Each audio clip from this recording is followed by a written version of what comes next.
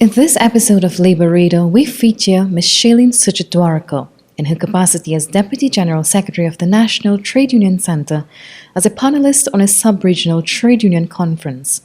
She seeks to explain how trade unions in the region are adapting their agendas to protect workers in the emerging forms of work and informal economy.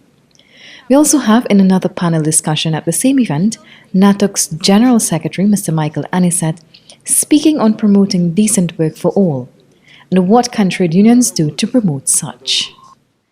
I am Shalene Suchit-Dwarika, and it's my pleasure to speak with you briefly on a very, very large subject. I think each component of even this sentence might be a module at Supriani. So we're going to try and break it down from a trade union perspective in a short but meaningful way, I hope. And I do know that we are all of the same mind from the discussions that we had this morning. I think that I'm somewhat preaching to a choir, so it's not going to take me very long to get through my presentation. All right, emerging forms of employment. That in itself needs no definition. It's been spoken to already earlier today. We're speaking here from European studies. They have looked at it as employee sharing, job sharing, ICT-based mobile work, casual work, crowd work, portfolio work, collaborative employment, and even migrant and contract work. The emerging forms of employment that we have in the Caribbean may not yet touch on all of what I've just listed above there from the EU perspective, but that doesn't mean we're not going to have to prepare for it. It's not here yet, it would be here. All right. And without reinventing the wheel, if we look at those EU studies, we can see where the different benefits for workers and employers exist and where the negative impacts and the fallouts have happened. We can start developing policies to mitigate things that we would have to anticipate, and we'd have to start, of course, developing monitoring and control mechanisms. How our trade unions in the region are adapting in their agendas and services and organizing techniques to reach out and protect. So within my union, the Public Services Trade Union, under the leadership of President Watson Duke, we have been progressive since our election. We've been working on our mandate that we were elected on, and our mandate was then and still is to educate and empower our membership.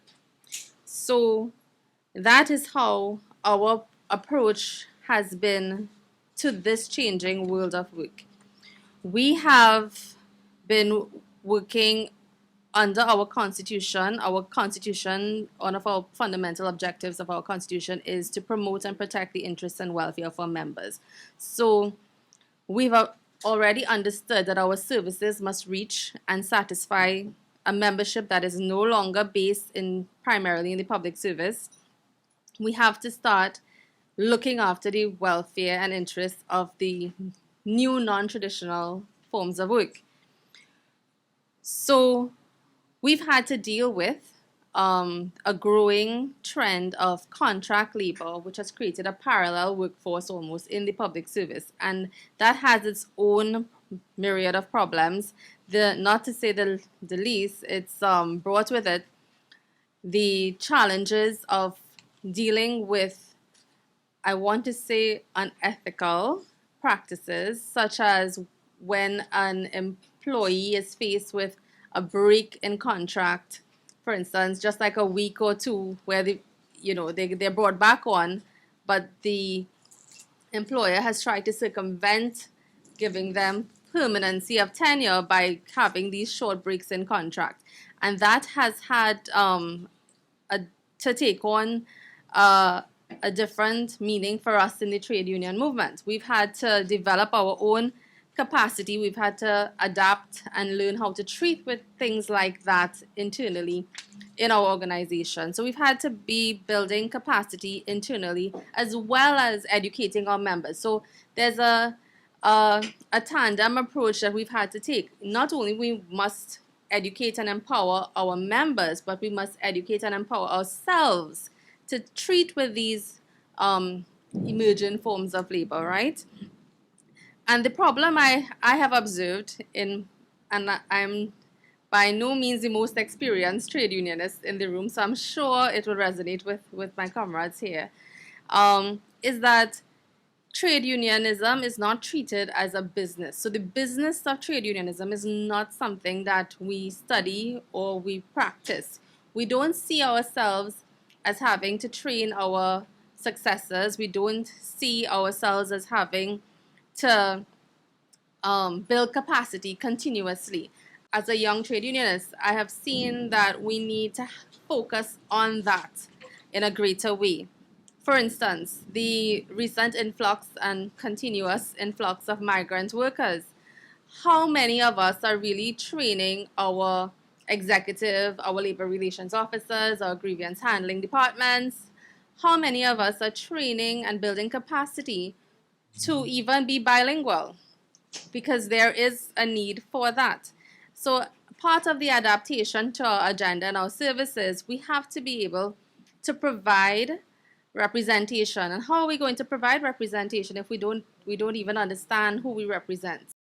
We at the PSA, we've had to treat our union as a business and develop a model for servicing our new clients, our new members, and we have to treat it in that way.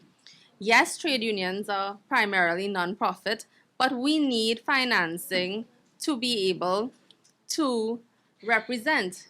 If we have to represent legally, take on some legal challenges, like I said, the contract workers, if we have to adequately represent persons in a legal framework, then we need to be able to hire senior counsel, legal counsel.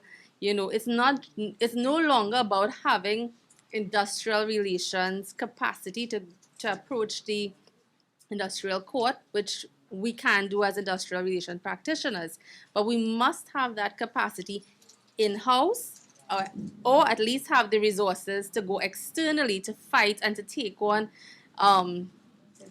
For us at the PSA, the biggest employer in the country is the government, and to challenge the government, you need resources to challenge when you see something going awry. We have to start practicing how we can build our resources. One of the things you would observe today is a representative from our PSA media team that is under the stewardship of Comrade Watson Duke. We have developed the capacity in-house to broadcast and to let our own membership know what's happening in-house, because we have to reach our members wherever they are. We have to get that message to them. And the traditional way of publication, maybe through a newspaper or so on, that's not going to work in this day and age. So we have our multimedia team, which President would have spoken to at the recent CPSA, and I see Comrade Litang here.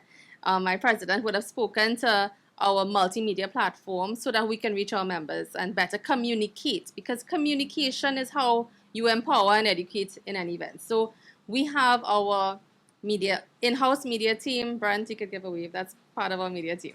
So we have plans and designs for a medical facility, and we have our teaching PSA in-house training academy. And these are just things that we are doing locally for our membership. And I would like to encourage each of you in your own regions to do the same. If not in that way, we have to at least network so we can help each other out.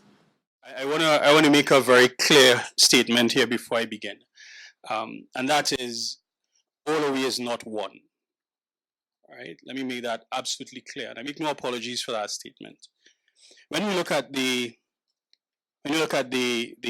question to answer about strengthening institutions of work and so on, I want to start with an incident that happened in Trinidad and Tobago yesterday, and some of you all would have been here. There was a strike in the gas stations yesterday. Not by the workers, by the owners. The owners shut down their gas stations yesterday because they were not happy. They're not happy with the profit margins that they're making. Now, I'm waiting for the ECA and other organizations to write a public statement about productivity, a public statement about challenges to our economic situation.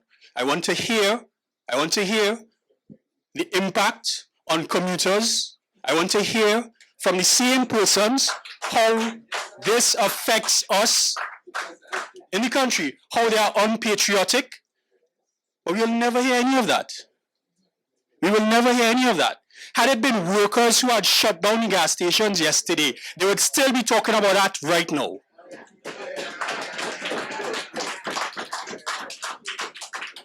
Comrades, I want to make it absolutely clear. All of you is not one. And that is the first thing that we have to be clear on when we have these conversations about workers. Because in the title here, we speak about protecting workers. And that's interesting, because we speak about protecting workers from what? Or more importantly, from who? Because if we were to ask the question, who are we protecting workers from? Nobody puts up their hands, right? And take ownership of that side of the coin. So we have to be crazy people inside here just protecting workers from an abstraction, right? An employer can stand before the nation and say very comfortably that the reason I'm in business is to make money, and not be asked to give any other explanation for their rationale.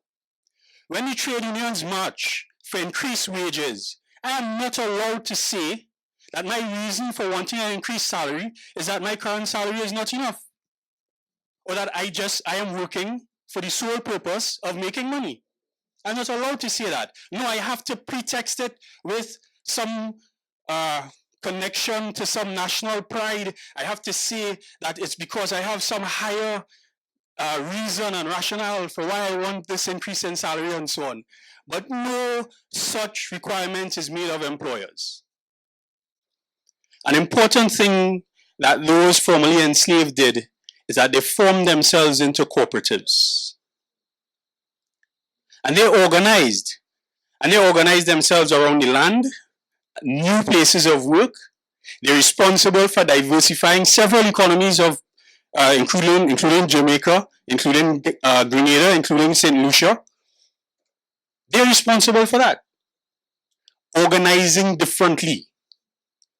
And organizing outside of the plantation. And you know what was done? Everything was done legislatively to send them right back to the plantation, to make sure that they worked not for themselves, but for somebody else. So, who are we organizing? And are we still involved in the organization of workers, or are we simply workers' organizations? He says that the plantation did not need citizens. The plantation needed workers. And if you are to change that, it means that you have to deconstruct the colony now, or the crown colony at that point. My question to you all, comrades, is have we deconstructed the crown colony? Because if we have not, then we are strengthening our organizations in a context where we will forever be defending ourselves and defending workers rather than organizing ourselves to improve our condition, not just at work, but where we live. And are we organizations which are committed only to workers, or are we organizations committed to the development of citizens of the Caribbean? And comrades, with those few words, I beg to move.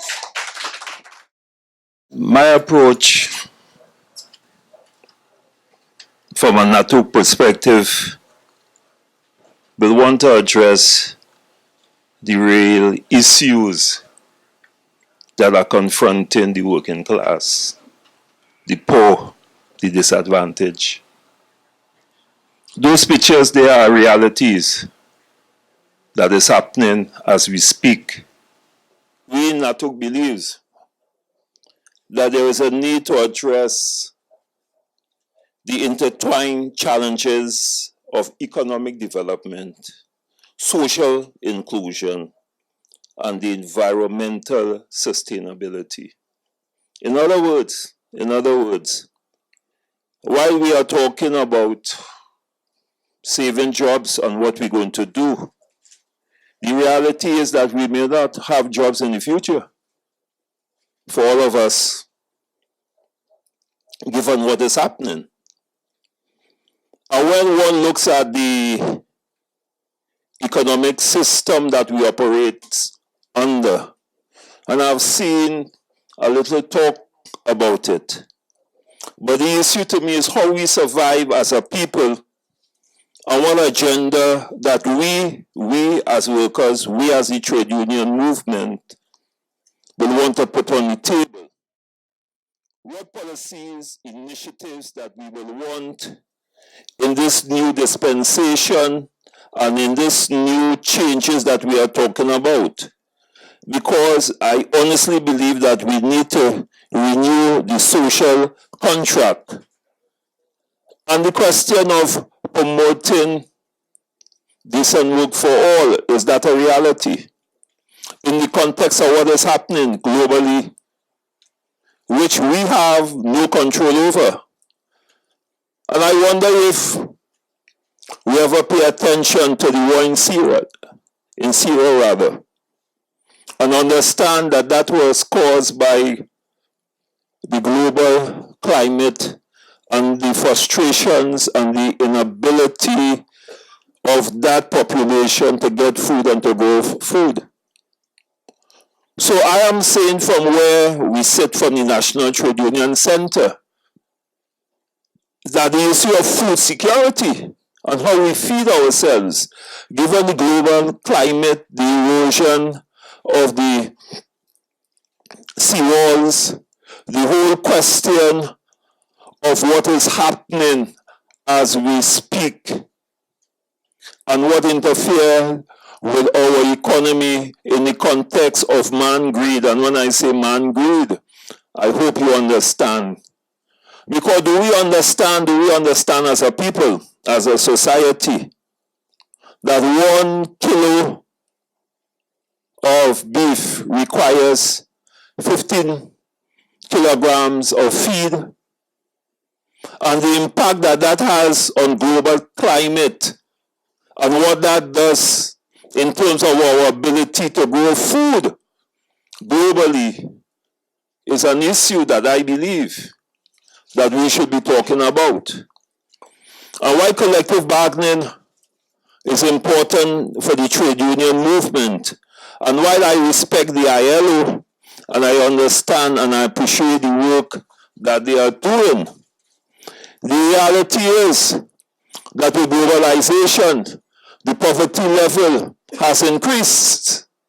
And while we have seen China has been able to lift people out of poverty, the question is that in the great United States, there are more than 8 million people without health care. That is a reality. And in a country that has all that money and all those millionaires and the 1%. And it begs the question, what is happening in the context of the trade union movement? And how do we address that imbalance? Which is a reality, and let us not fool ourselves. That is a reality. And we in NATUC, we have a saying, it is about time that the trade union movement becomes independent. And when I say independent, I mean independent of everybody. Political affinities to other political parties. Because in the time of our foreparents who were fighting the slave masters, who was fighting for independence, it was necessary in the context of the approaches that the trade union movement would have made. But our independence, what did it get in terms of the benefit of the working class? The very said working class people would have taken over. And we know what happened in Jamaica as an example. Because of the socialist policies that the Manley wanted to put, because of the question of socialism and capitalism, We saw what happened with Jamaica. And therefore, we are saying that you need to change the system, in order for us to have any meaningful changes. If you continue with the neoliberalism and the capitalism philosophy and concepts, no matter what the ILO says, no matter how many conventions that we may pass, the reality is that system breeds inequality in all form, shape, and fashion. And we are putting it on the table that those are the kinds of conversation that we need to have so that the changes will be driven by us as workers, as a trade union movement, as a society, and as a people. We need to ask ourselves, putting on question, what kind of society that we want to leave for our children? Is it that the question of the get rich and consumerism, right, trumps everything? Is it the dog-eat-dog rule? Or is it one of compassion and one that recognizes that we are human beings? Is it one where the policy decisions are made from bottom up rather than from the top down? Is it that we must dictate as the trade unions and as workers that when policies are being made that affects us, we must demand the right to be able to participate in that policy decision as it relates to our realities? Because there's a disconnect, you know. And let us face the reality. The politician comes every day, every 5 years. The madness starts in Trinidad. You understand? They will tell you that they will walk on water and they will make cold water without ice. Because that is the mentality. And as the election finish, they forget about each and every one of us. And we continue as trade unionists with the greatest respect, you understand, to follow the political parties without really getting the kinds of benefits that we will want. And what are the benefits? What are the benefits from where we sit in NATUC? We believe that investing in young people is very critical and very important because they are the future. And we believe that poverty can be solved, you know. We believe that seriously. Do we understand as trade unionists that if you take 1% of the wealth that the 1% wealthy nations have, and that 1%, the less than 1%, the figures that was working was 0.007% of a percent, that we'll be able to fix all the problems of infrastructure, of healthcare. How do we justify that in a world with so much people that we are farming? I show the picture there with people in Africa and other countries dying of poverty. We speak of how many thousands of millions of people that are living in extreme poverty. And what does that mean in reality?